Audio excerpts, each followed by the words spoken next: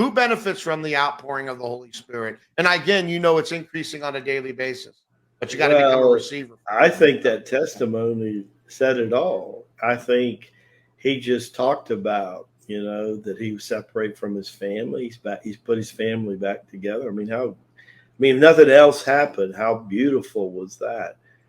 And then he talked about himself, his grounding and discernment had come back in his life, and he felt a wholeness.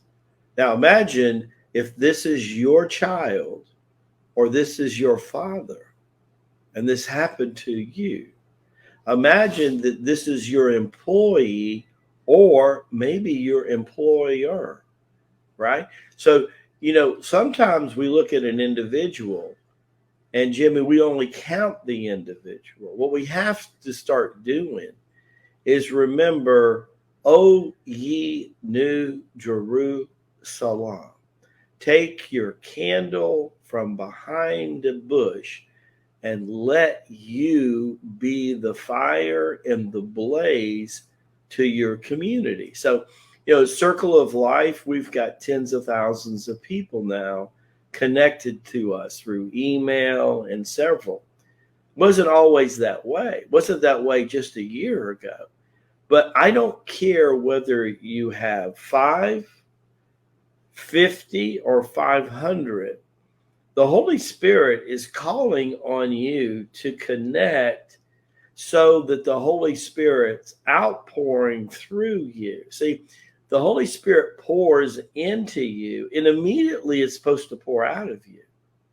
I want you to understand that if you were a crystal and you were a quartz crystal on a string hanging in a window when the sun came up in the morning and the sun shines through you, that crystal has no resistance to the emanation of light and energy. So immediately it becomes a prism of light.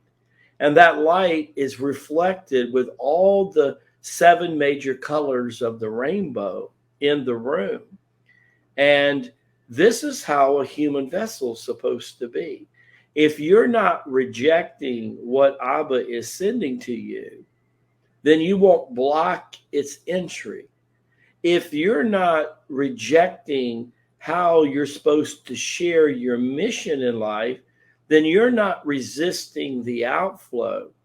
I'm going to tell you how simply life works and how simply spirituality works, and they absolutely go hand in hand.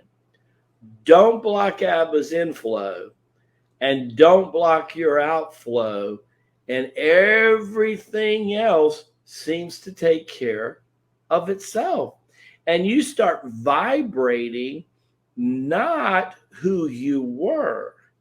You're vibrating now who you are and what you're becoming, which is Abba's light and energy. And that is like seeking first, we talked about last week, the kingdom of heaven. See, seeking ye first the kingdom of heaven really is a vibration. What heaven do you want to vibrate? Do you want 5D, 6D, 7D, 8D? What do you want to? In all its abundance will have to do with how quickly you can get in that vibration, how much you can sustain that vibration, and then how well can you project that vibration. Okay, so Master Rabbi Jesus becomes born. Well, we just told you how he got there. All of a sudden, he needs guidance by high spiritualized beings that only have God's firstborn child. Can you imagine everybody involved in Rabbi Jesus's guidance, from Joseph, the caretaker, to the caravan that took him to the Far East, to the masters that reflect in him what he already knows, but quickly awakens, right? Then by 24 years old, he's on the top of Mount Kailash. And lo and behold, For the first time in an adult body, Abba speaks those magical words in his ear after he shows him the beginning of creation, how it all came about, and how he was with the Father.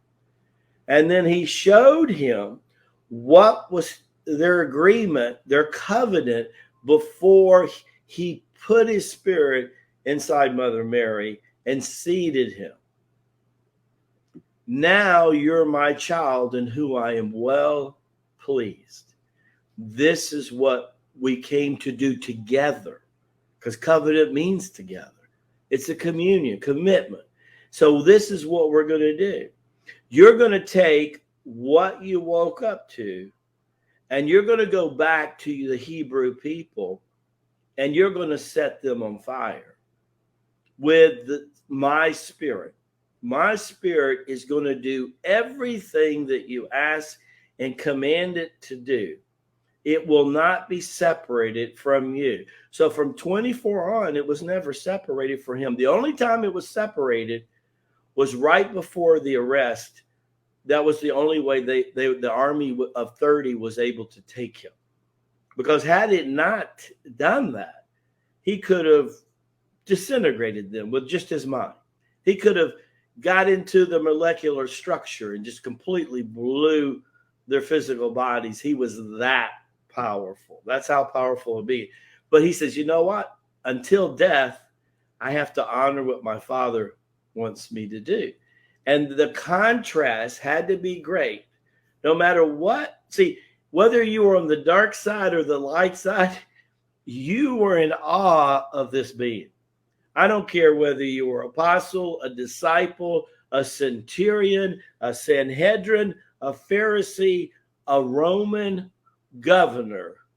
You walked on eggshells. Why? Because everybody Sharat said this being is important. You better be very, very careful how you deal with this being. I'm telling you, even the dark side knew that, right?